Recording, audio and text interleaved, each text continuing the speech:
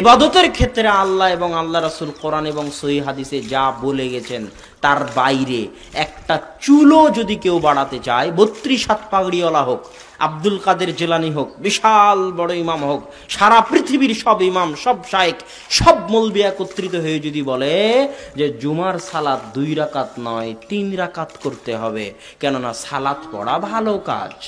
জুমার সালাত 2 রাকাত নয় 4 রাকাত করতে হবে, কেননা সালাত পড়া ভালো কাজ।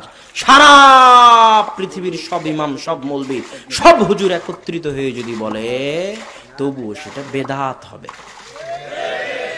আল্লাহ এবং আল্লাহ রাসূল যা করে গেছেন তার থেকে সরিষার দানা চুল সমপরিমাণ কেউ যদি বাড়াতে চায়, তাহলে সে বেদাত করবে।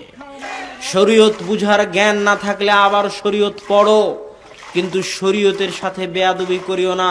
সালাত শেষ হয়ে গেল মানে দোয়া শেষ হয়ে গেল। যখন সালামের পরে দোয়া ঢুকানো হয়েছে, তখন সালাত যে দোয়ার মাধ্যম মানুষ এটা ভুলে গেছে। আর সালামের পরে যে জিকির আজকার তাসবিহ তাহলিল করতে হবে, এই জিকির আজকারের সুন্নাত সমাজ থেকে উঠে গেছে।